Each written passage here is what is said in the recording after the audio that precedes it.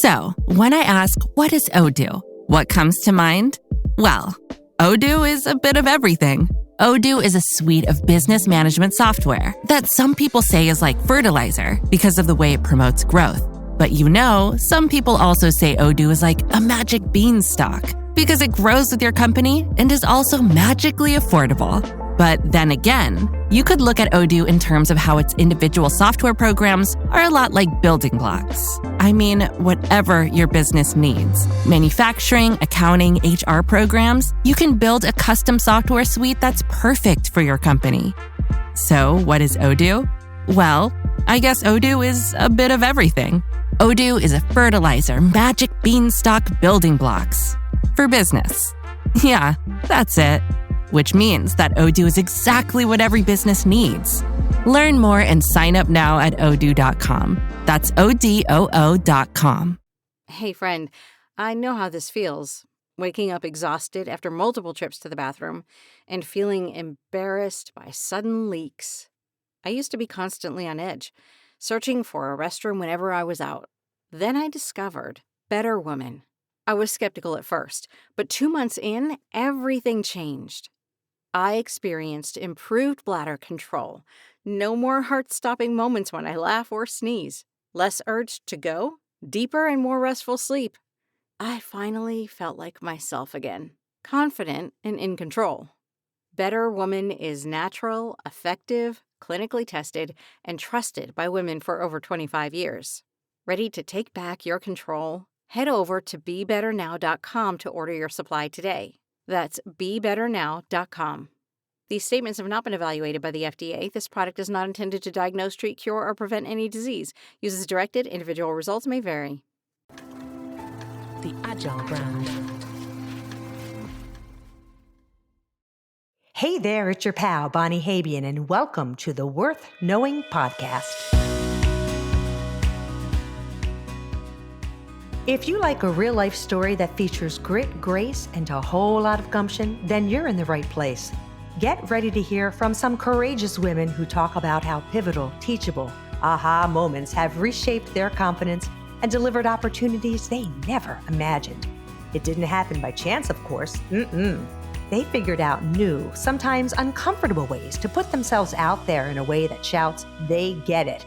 You'll hear intimate stories with actionable takeaways and some very secret sauce. Because everyone has an important story worth knowing. And you know what? The world needs it, and you deserve it. Today, we have a truly fascinating guest, Marcia Clark, a woman who has been at the center of one of the most infamous trials in American history and has since reinvented herself as a best-selling author.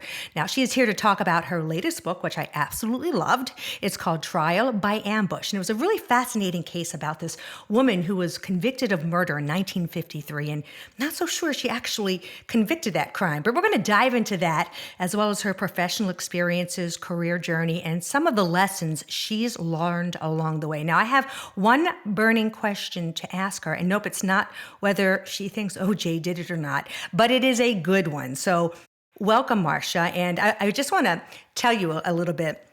I remember being a young woman in my 20s, and I was living in California at the time. My husband was playing for the California Angels. That's the old name of the team. And, I remember watching, some of the trial and thinking to myself as a young woman, like, how in the world did this lady have two small children, take on this incredible case, be under all of this media scrutiny, and still keep her sanity? So although I always was kind of thinking, how did you do it? I was rooting for you all the way. So just wanted to kind of say, during that time, which was some 30 years ago, you've now transitioned into a really different sort of role of being a best-selling author, a speaker. How did that all happen? By accident. I mean, when I first left the DA's office after the trial, I was a commentator and host for various talk shows. I was a substitute host for Geraldo Rivera on Rivera Live, and I did a lot of that sort of thing. And then it was just one of those evolving things. I had always wanted to write, and after I'd finished the trial book with collaborator Teresa Carpenter, who was an amazing writer, taught me so much. I really wanted to go and write because I had always loved the idea of being an author when I was a kid. And she encouraged me to go ahead and do it. I wanted to do it with her. And she said, no, I wanted to write fiction. And so, it was one of those things. It took me a few years to get confident enough to give it a try. But then I finally did. It was one of those now or never, go for it things. So it was kind of one of these things where I did this and I did that and I did this and then finally decided to try to go and do it, just write a book. And that led to a series. Yeah, it's not easy. It's a daunting task and it's a daunting thought, especially now you've done 9 novels and 2 nonfiction, but the novels themselves, I can't even imagine kind of conceptualizing and taking that from beginning to end. That first book probably took you a few years.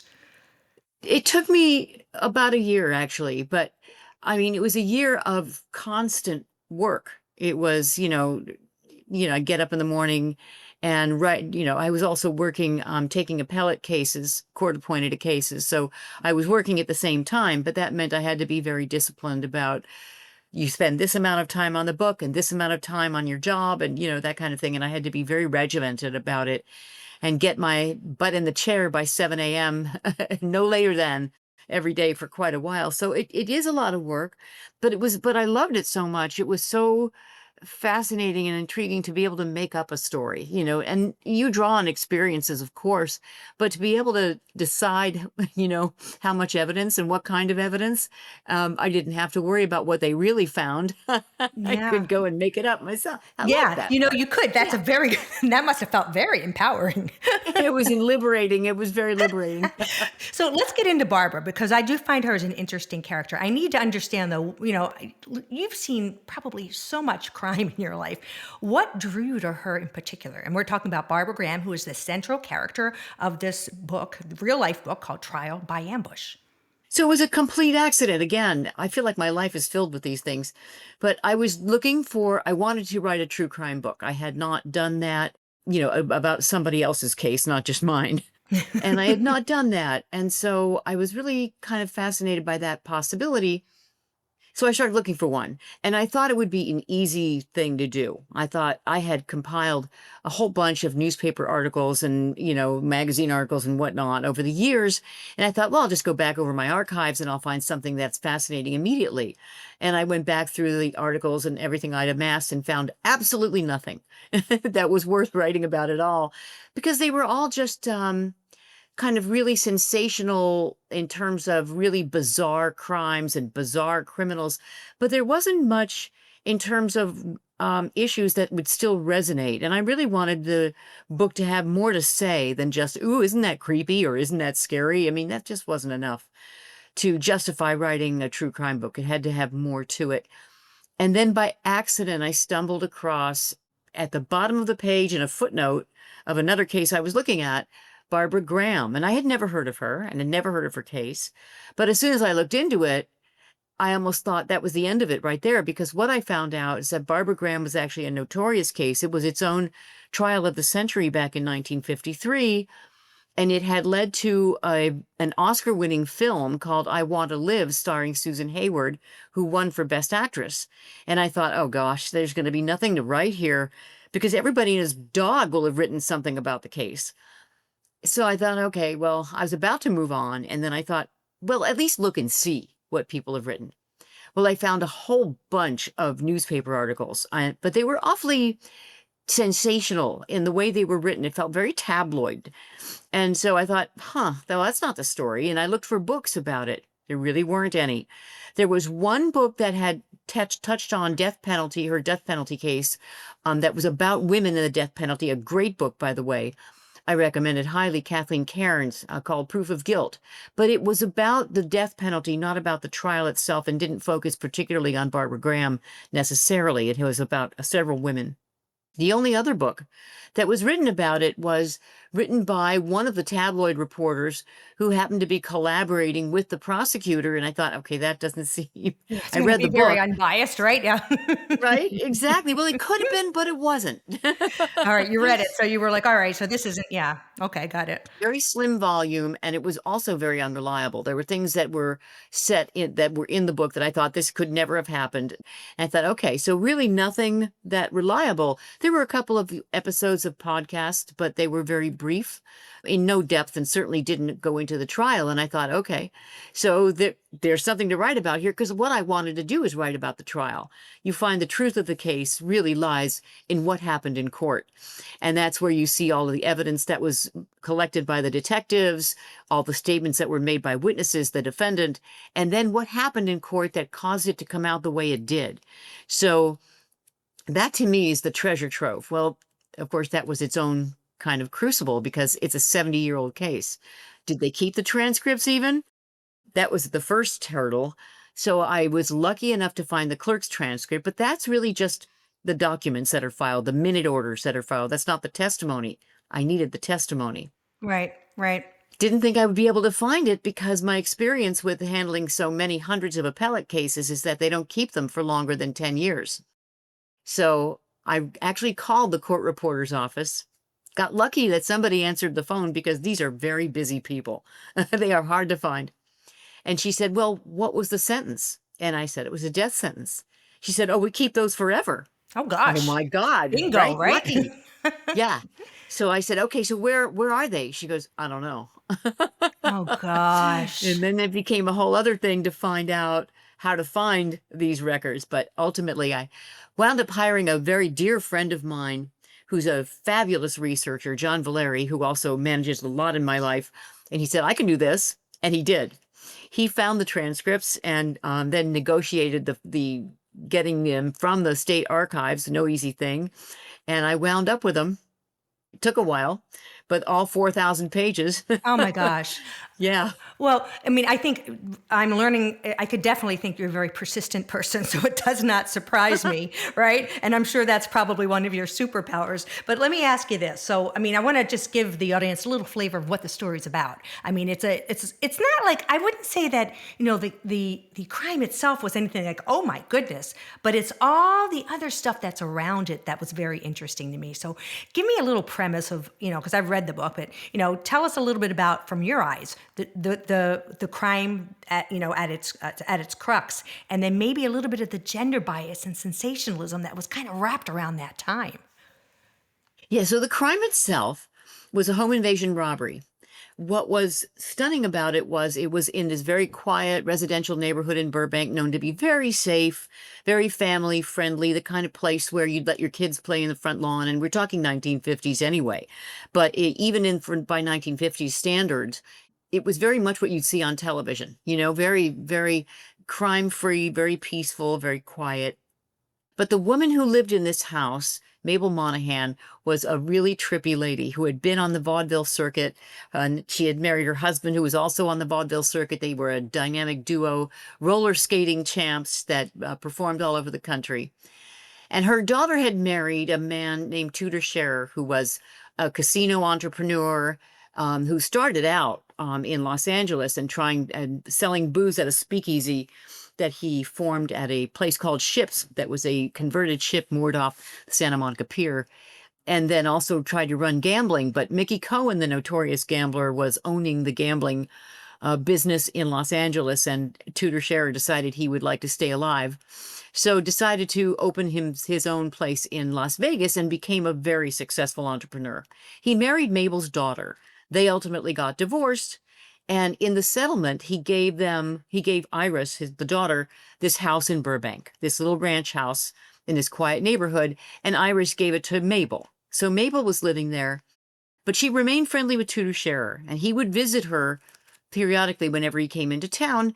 And so the criminal community in Los Angeles, started a rumor that Tudor Scherer was skimming money off his casino operations in Las Vegas and storing them with Mabel. Right. And the rumor built to the point where there was reputedly this safe with hundreds of thousands of dollars. And so they were scheming all along for a couple of years about how to knock that place over. They finally did, because they found someone who could get Mabel, who was notoriously security conscious, to open the door. That is Barbara Graham. Yep. Petite, beautiful, young. She would go to the door, say, my car broke down. Could I please use your phone? Mabel, seeing this woman who seemed non-threatening, opened the door, and 4 men stepped in behind her. Mabel was ultimately found strangled and bludgeoned to death in the house that was found torn up, furniture upended, carpets ripped out, and, just everything, just totally ransacked and trashed. And in fact, even went through her closet and upended all of her purses with the exception of one purse. Right. That was left hanging on the hook. Yep. I think that's fascinating, right? Had a lot of stuff in it. Yeah.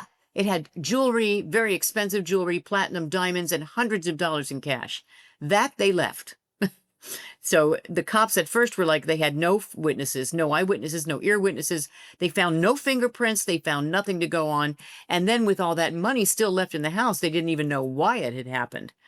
So at first, of course, they went after Tudor Scherer thinking there was a connection there, but there wasn't. Right. So that's the crime.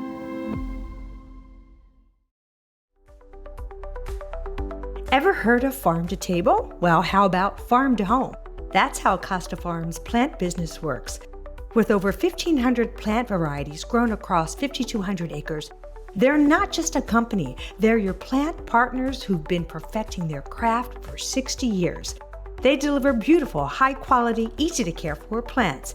They even offer virtual plant consultations and an insider club for rare plant access.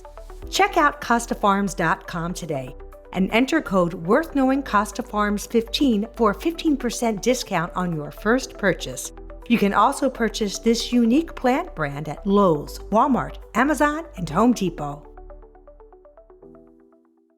Ryan Reynolds here from Mint Mobile with a message for everyone paying big wireless way too much. Please, for the love of everything good in this world, stop.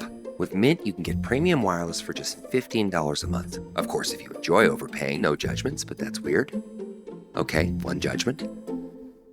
Anyway, give it a try at mintmobile.com/switch. Upfront payment of $45 for 3-month plan, equivalent to $15 per month required. Intro rate first 3 months only, then full price plan options available. Taxes and fees extra. See full terms at mintmobile.com. The crime in and of itself is not like, oh my God, this is just so interesting, fascinating, the plant. And no, it's just so much more interesting to me while they came to the decision that they came to ultimately as to who was committing the crime and how that all kind of went through. So I think one of the things that I also found interesting is back during that time, most women were somewhat subservient, right? Would be all dressed up, have a nice martini in their hand for their husband that comes home, all prim and perfect. Barbara was not like that. And so I started to wonder and listen to a lot of the different, the story during your book, wondering like, well, how much did that kind of go against her? Is that people are seeing her as almost like, not the norm? And are those sorts of biases inherent when I guess you are actually trying a case? Yeah, so Barbara had had a very rough upbringing. She was basically abandoned by her mother at birth, who kept throwing her out of the house, sending her to one strangers, basically, from the time she was born, family when she could, but strangers when she couldn't find a place to park Barbara, and then had 2 other children. Barbara never knew her father, neither did her siblings, but there didn't seem to be any real connection between her and her siblings. They got to stay home. Barbara kept getting thrown out. She never got past the 8th grade.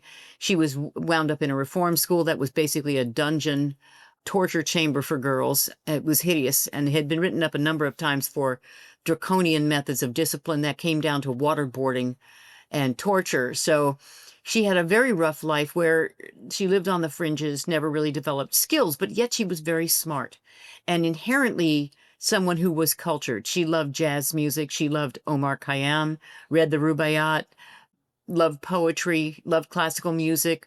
It was an amazing and sad thing that she had so much to offer and so much to give, but no one who cared. And so she lived on the fringes, which meant that she amassed a kind of rap sheet that the people on the fringes do, all misdemeanor, nonviolent stuff. Shoplifting, tech kiting, a little bit of prostitution here and there, minor drugs, that sort of thing, but no violence in her background at all. Right. She became friendly with Emmett Perkins, who ran a gambling house. And she became his dice girl, so to speak, which was a shill. She would get men to part with their money. But, her life she could not have survived the life she had she not become kind of tough and strong, and somebody who was not going to suffer fools gladly. As a result, she did not conform to the subservient, meek kind of yes, dear woman I don't that think was held to be. I don't think you and I would either. I don't think I'd like that very much. No, no, but that's okay today, largely okay. Although, sometimes I wonder, but, but it's certainly more okay today than it was then. Well, yeah. And one of the things that really struck a nerve with me is that you brought up something so fascinating that I don't think about, but it's so true. A case is not just a case. There are societal, cultural wins, political wins that surround that case that do have an impact. So what do you think that jury saw because of some of those wins that were around that time period? So this is interesting to me. She actually dressed in the style that was most fashionable then, with a tight skirt suit, jacket and skirt, and high heels. That was very much in fashion then. And wore makeup that was also in fashion. Her hair pulled back in a bun. There's nothing that I could say that would really be inappropriate in the way she looked, other than she was beautiful. And I think the fact that she dressed to accentuate that in a way that looked very tasteful to me, honestly, but they didn't approve of that. They were looking for someone, as I wrote about in the book. It's more like a Casey Anthony situation. Yeah, yeah. Who was wet t-shirt contest and all the rest, but when she came to court, no makeup, hair up in a bun with a shirt buttoned up to her nose. I mean, she couldn't have looked more like less like a wet t-shirt contest contestant than she did. So they were looking for that, and looking for her basically in sackcloth and ashes to be ashamed, and Right. the rest to look humbled by the situation. And she didn't. Yeah. She just looked wonderful. And then, of course, when she took the stand and she was cross-examined by the prosecutor, and she gave as good as she got, and boy, did he give it to her. Instead of basically caving under and weeping and being submissive, she shot right back at him. And I don't think that endeared her either, because again, that wasn't the way. And don't forget, the press was also amplifying this whole demon, villainous, temptress, seductress, and also this vicious bloody Babs, she got called, because she was framed up by the one guy who turned Yes. one of the men who did the actual home invasion robbery, framed her as the one who did the pistol whipping of the victim. And I love his last name. Yeah, John True. I call him Right? the ironically named John True, is the biggest liar you ever met. But they couldn't crack the case without him. And he got up and he testified that she was the one who did the vicious pistol whipping of this elderly woman and made her seem like a vile demon. So all of this this was trumpeted by the press enormously. They sensationalized the case. Barbara's picture was above the fold everywhere you looked. And they were publishing newspapers then in morning and in the afternoon, and in places where the jury couldn't really have avoided them. Back then, they put newspapers in these glass cases, and there were a ton of them right around the courthouse. So all you had to do was walk past them to see these blaring headlines and the photographs, bloody Babs being plastered all over the place. And the jury couldn't help but see it. So there was no cover for her. And the society at that time surely didn't approve of a woman who was reputed to be that vicious, and not only that, but that tough. But that wasn't enough. While she was in jail, awaiting trial, she was set up by the lead investigator, who had his girlfriend, who had been busted for basically decimating a family of 5 in a drunk driving accident, for which she got a whole 1 year in jail. He had her sidle up to Barbara in jail and try to persuade her to secure a false alibi with an undercover cop. And in the course of that sidling up to Barbara, they became lovers. And she kept all of Barbara's love letters, and that was used also to besmirch her character with the jury that back in the 1950s did not think kindly of women who had female partners. Yeah, and I think one of the things that I'm looking back and I look at how time has changed. I think I've heard you say in some respect, you don't think she would have been sentenced to death today. What do you think that's kind of changed a little bit? Not from like just the society, but really not violating certain rights or maybe following the letter of the law a little bit more? I'm not sure. Well, the way the trial was conducted had something to do with it. I mean, yes, society's mores, seeing a woman step outside the pedestal, step off the pedestal that they wanted to put them on, and it was such a double-edged sword. You step off that pedestal to your peril. So they would demonize her. There was no, it was devil or angel, but there was nothing in between. She could not just be a human who was flawed and had a tough life, and which explained a great deal of what she would call her kind of rough around the edges persona. But she was also very intelligent. And a lot of that was unacceptable in society. So she started out with 3 strikes against her, and of course then got demonized further by being the one who supposedly wielded the pistol that whipped Mabel Monahan into a bloody pulp. So there was all of that. The prosecutor was allowed to take full advantage of that Right. on cross-examination and throughout the trial in many, many ways. And all of that painted her as someone who was beyond redemption.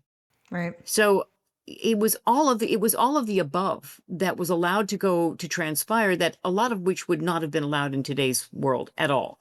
And even if some of it had, for example, having a female lover would not have been as big a deal in No. today's world as it was back then. But back then, she was not even a human because of that.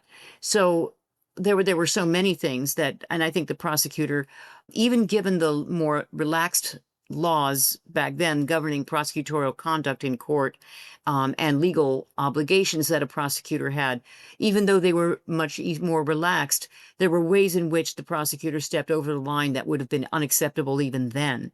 He never got caught. So a lot of these things combined led to the death, jury voting for death. Whereas today, the combination of a prosecutor would never be allowed to do such things, and we also feel differently about so many things, including what a woman should be and must be, that would have led to a different result today. Imagine you're a business owner relying on a dozen different software programs, each one disconnected, more expensive, and more complicated than the last. It can be incredibly stressful, right? Now, picture Odoo.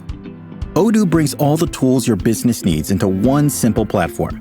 CRM, accounting, inventory, manufacturing, marketing, HR, and more. All seamlessly connected. Everything works together, giving you the peace of mind that your business is running smoothly from every angle. Odoo's open source applications are user-friendly and designed to scale with your business, saving you time and money. Say goodbye to juggling multiple platforms and hello to efficient, integrated management. Stop wasting resources on complicated systems and make the switch to Odoo today. Visit odoo.com, ODOO.com, and discover how Odoo can simplify and streamline your business operations. Odoo, modern management made simple. Hey, friend, I know how this feels. Waking up exhausted after multiple trips to the bathroom and feeling embarrassed by sudden leaks. I used to be constantly on edge, searching for a restroom whenever I was out. Then I discovered Better Woman. I was skeptical at first, but 2 months in, everything changed.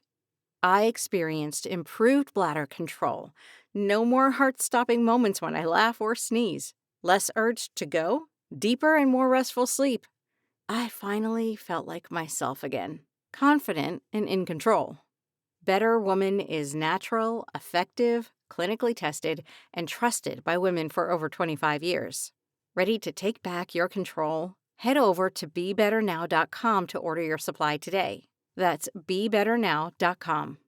These statements have not been evaluated by the FDA. This product is not intended to diagnose, treat, cure, or prevent any disease. Use as directed. Individual results may vary.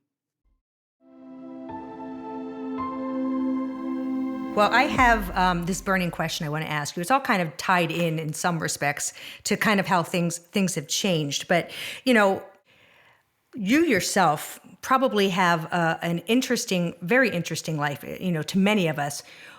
In terms of kind of where your career trajectory has gone and what you've experienced in life, tell me kind of what your life was like before the OJ trial and what changed after. I just, is it two parts of your life, or do you look back at it differently now? Before Simpson, I was a prosecutor, loved my job.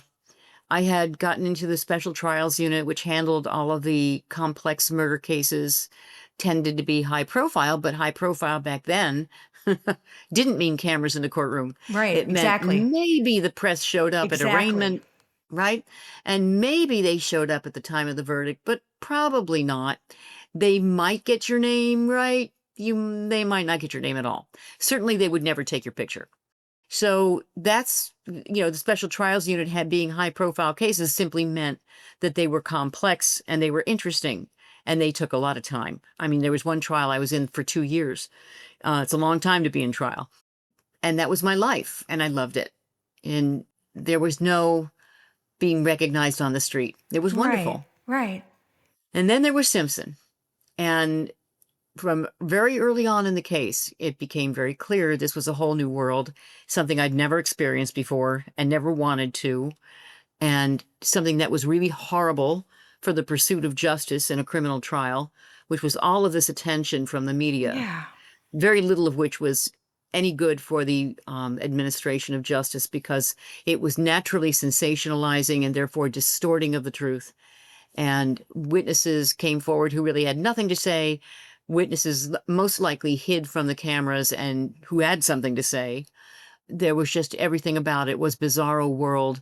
And then, of course, being somebody that was recognized on the street, which was shocking and really hard to accept.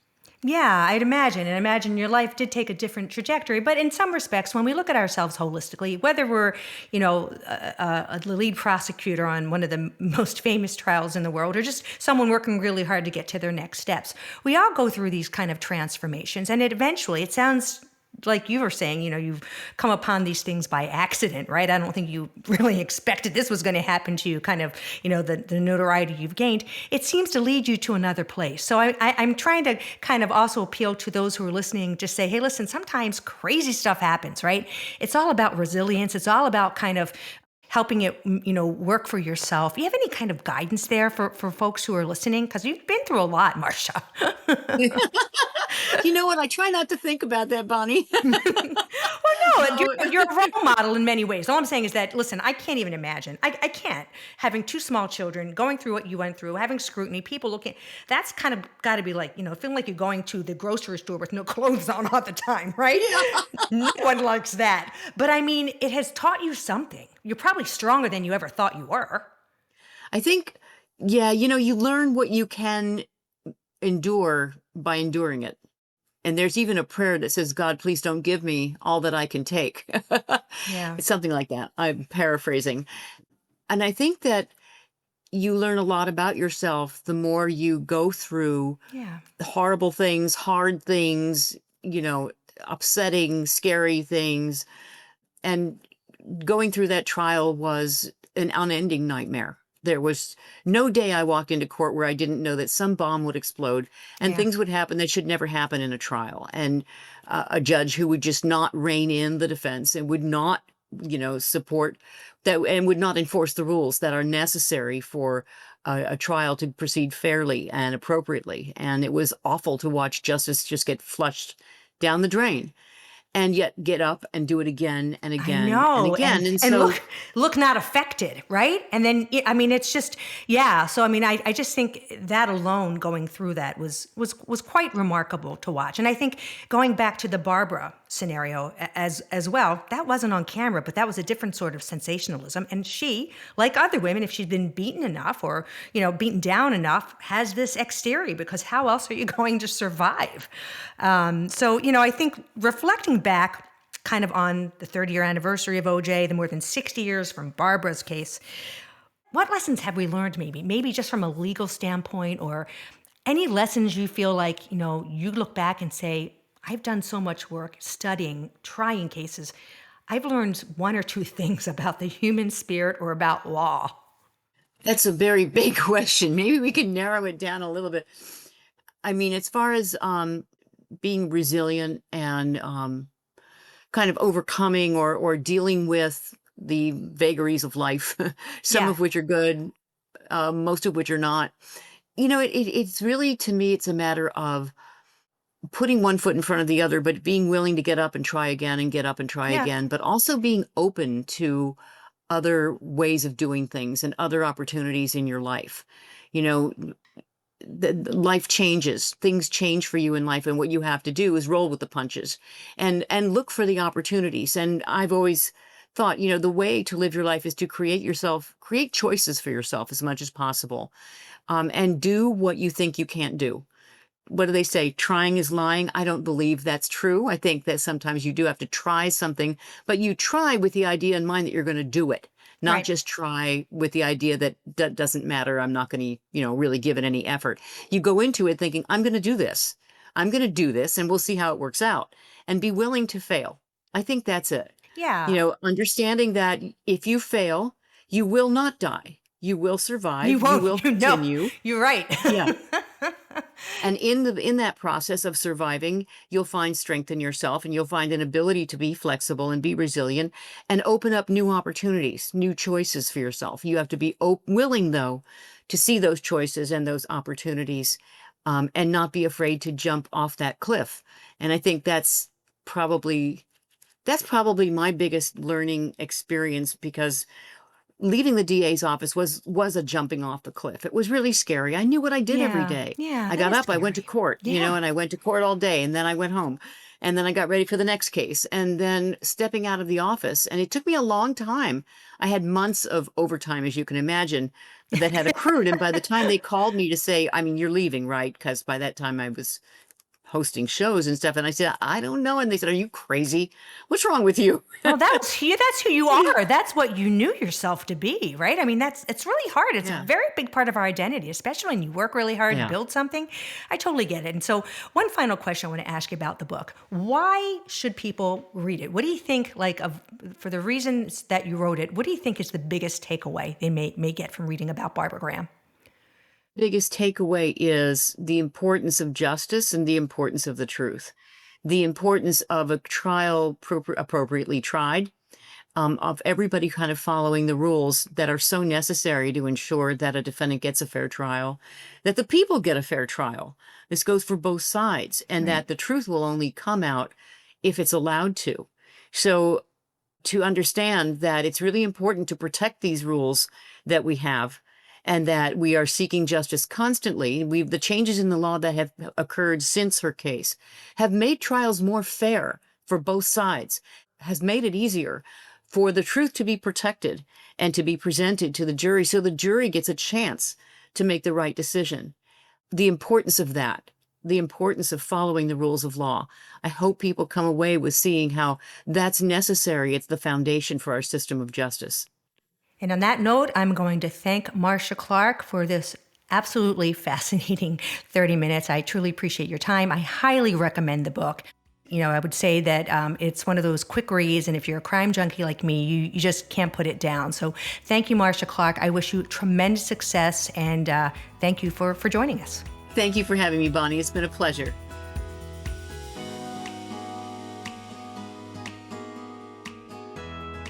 Thank you for joining us on this episode of Worth Knowing.